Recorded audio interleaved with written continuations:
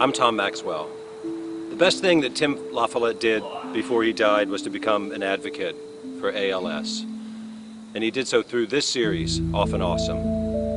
Watch it and spread it around to all your friends. Let's raise awareness about this disease and stamp it out.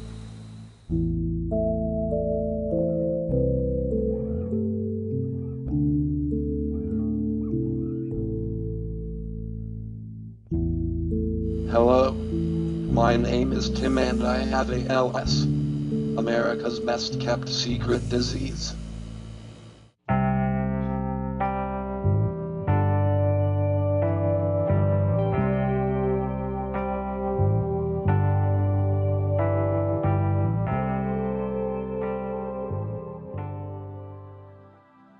The last time I went to the hospital, we all knew it was coming. Green discharge was pouring from my neck. It was horrible. He went back into the hospital after a night of having, he had a fever and just green discharge from his trach. And I remember getting texts from Kim the next morning and she said, "We're calling the ambulance." I told Tim he really needs to go to the hospital or he's gonna die. And I was getting these messages from Kim and she was saying, "This isn't good." Essentially, it was just this same infection repeating itself, and we had gone from antibiotic to antibiotic and tried everything from any grade that we could administer at home from a nurse to ones that we had to be hospitalized in order to receive. And it wasn't budging, and even though it would let up, it was still coming back, and it was really persistent. In the ER they had to do a central line, and I passed out from the pain. The whole trip was agonizing. Tim told me later that week that was absolutely the most painful thing he had ever experienced in his life. It was, and I mean, there was so much blood that it was just, his pillow was soaked in blood. There was so much blood on his sheets after that procedure. Just because they had to get a vein, they had to be able to get in, to get the arterial blood, and they needed to be able to get access to his veins to do, to give him antibiotics, and it was terrifying for him. It was heartbreaking and it was gut-wrenching every second that he was in the hospital. I remember going in to see him during that visit, and he said, "No more, I am done." He said, "I'm not saying no to treatment, but I will take any treatment left, any other treatments that are available to me, I will take them at home." A lot of his medications that he was on in order, like for anxiety and pain, he couldn't take while he was on these antibiotics. So he had to forego comfort in order to fight this infection, and that kind of became the song and dance that he had to deal with every time this infection came back. My experience there was to get him out of the hospital, to get home, to die. And that was the first time he actually acknowledged it, was, "Dude, get me out of here so I can go home and die." He didn't use any other word for it. There was no reading between the lines. He literally said, "Get me out of here so I can go home to die." I decided to never go back. Whatever happens, I am staying home. We understood that this was going to result in him dying. And that's where comfort and happiness came into play more than trying to win the medical battle, because we just couldn't. There's a thing that happens when you get him home and you put him back in his bed, to where there was almost a sense of comfort in his face, which is hard to say because his face didn't really express anything. It was more of his eyes. That kind of like, back in my bed wasn't there. It was more like, this is different, almost like this is the last time he's going to be placed in his bed. The next time he's moved from this bed will be when he's not in his body. He had told the nursing staff to stop feeding him and didn't tell any of us. And in my head, it was like the most genius move, because here you are with these two options: either tell your friends to turn off a machine or wait for an infection to slowly kill you. He wouldn't want to put that on us, so he just stopped eating. I have mixed feelings about being a face of the disease. I know that we reach people, but some days, I feel like my life is just some story. And the fucked up thing is my death will bring that much more attention. I know it will. And I want it to. Because this is fucked up. And it has to be heard. Too bad I have to die to do it. I wasn't ready for him to be, yeah, you know, to want to go. And I don't know that he ever really wanted to go, but I wasn't ready for him to accept it. And the only thing different about this time when he said goodbye was he would usually say, go get some sleep, or later hippie, or, you know, something like love you. He said, he actually typed, goodbye, love you, bro.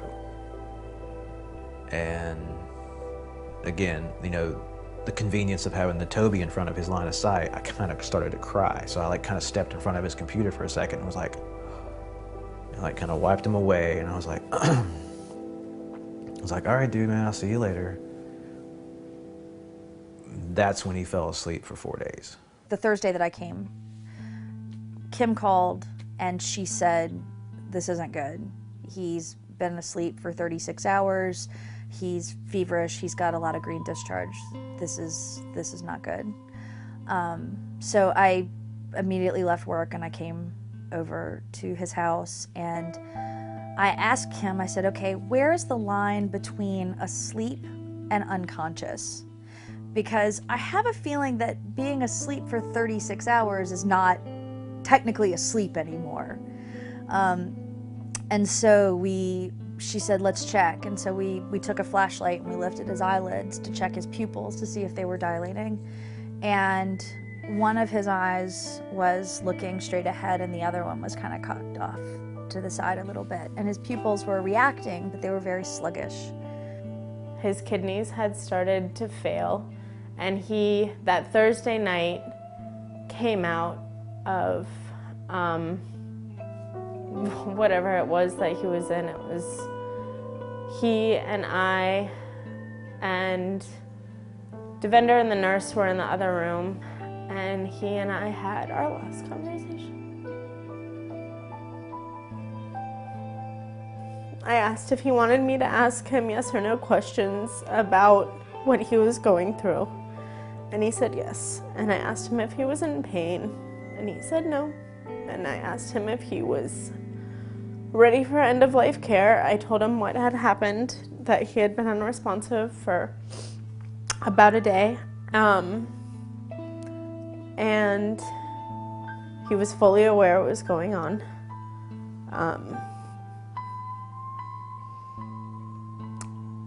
And then I told him that I loved him and he was my best friend. And he kind of smiled and just said yes. And then he fell asleep again. And that was the last time I talked to him.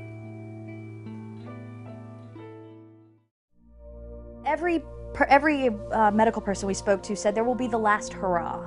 There will be this moment where he might bounce back and have a good moment, and that will be, you know, him saying goodbye before he drifts away. And I fell asleep. I remember falling asleep Friday night about 3 o'clock in the morning, just kind of watching him. And I woke up to his sister grabbing my foot, and it gave me a heart attack. I jump out of the chair and she says, Katie, he's awake. And so I wake up and Tim's just sort of laying there and he kind of looks over at me, and everybody else in the house was still asleep. And so we're going around waking everybody up, but I walk over, you know, I'm sitting there and I'm just like holding his hand and I'm like, Tim, hi. And he says, and he kind of does his little nodding thing with his eyes, and I just leaned in and I kissed him and I just said, I love you so much. And then I looked back at him and he nodded his eyes, and I was like, that was what I needed. I needed that moment because I couldn't handle the fact that I wasn't gonna get to say anything else to Tim, and that I wasn't gonna get to say, you know, an official goodbye, really. But I just wanted that one more thing, that one more moment with him. And I got it. We reached out to Mary Beth Geis, one of the main ALS nurses, and she said, you know, the last things to go are hearing and smell. So he can hear you For a while, we just thought he was comatose. You know, he was just there. So once we found out the dude could hear us, we just started, hamming it up, laughing, just being silly, really just pretending like he was half asleep. You know, we made a lot of phone calls that day, and a lot of people came by and came in and kissed him and said really sweet things to him. And it was really, people were bringing food, people brought booze, which was also very nice. It was really very, it was exactly right, it was exactly the right way for him to go. The most I could have ever asked for at that point was that nobody was sitting there anymore and crying about this guy in a bed who's just, the life is literally just wasting out of him. But instead of what an amazing human being he was. And you would have never thought that he was dying at all because of the conversations we were having. I don't know any other group of people that can accomplish that while you're watching your best friend die.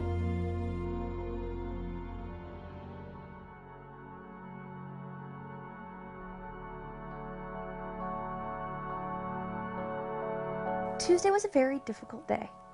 The doctor came, and we called him because, we told him what Tim's condition was. And, basically, what do we do? And he said, I'll be there in 45 minutes. Anybody who needs to be there, get them there now. So we did. Dr. Wright comes over, and, there must have been 10 of us, 15 of us in the room. It's all a blur at this point. But, he kind of checks in with everybody, and he's like, is everybody okay with what's about to happen? Is there anything, anybody needs to say, or, you guys are doing the right thing. You've taken really good care of him. So, I sat there and I was holding his hand, and I had my hand on his chest because his hands were so swollen, you just couldn't feel his heartbeat there anymore. So, I was holding his hand, and I had my hand on his chest because I wanted to feel his heartbeat. And so they turned off the pulse ox machine so that it wouldn't start beeping and kind of going nuts. And it was almost, like a bad comedy sketch. They couldn't find the off switch on the ventilator. So they disconnected him from it, and they ended up having to take it outside. And that was the first time that I'd ever been in that room with him, without that sound. And it was the first time that I'd ever not heard it. The room became so cavernous, and it was this awful silence.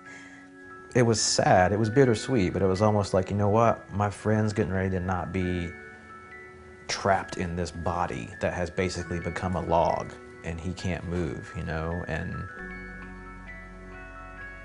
I guess that's the pro of the con of him being that close to death, was like, hey man, your suffering is like really close to being over.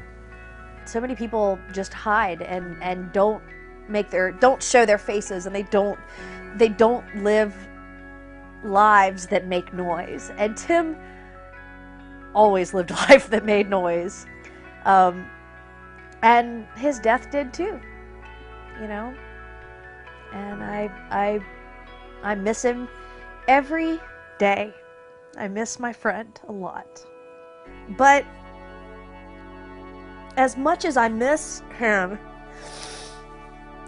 I am so grateful that he's not in pain anymore, that I wouldn't trade it. And I wouldn't trade what I went through for the world. It meant everything. It meant everything. He was my best friend, and I got to marry him. And I got to meet incredible, incredible people. But most importantly, I got to really feel what love and hope feels like. He taught me that you can actually be the person you wanted to be your whole life. That you can do incredible things under insurmountable odds. And that you can do it with a smile on your face and love in your heart. He is the best friend I will ever have. And I think about him every second of every day. And it's still pretty awesome.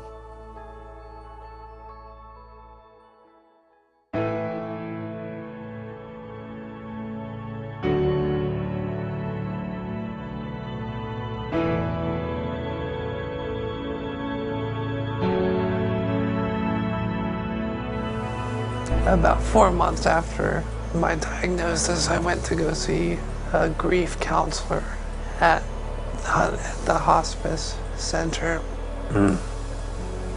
And she asked me, what were my thoughts, what were my religious beliefs, what I thought about the afterlife and all that. And, I'm kind of Quaker-ish, but I'm agnostic. I don't know what's out there. My thought on the afterlife is, I'll see when I get there. What I don't believe in is damnation, because it just doesn't make any sense at all. Especially from a Christian point of view, I find damnation to be a really silly concept, because really, like, Pat Robertson's gonna get to heaven. That fucking douchebag's gonna get to heaven. And, I lived a good life and treated people well, but because I couldn't put blind faith into something that's cause for eternal punishment, it makes no sense.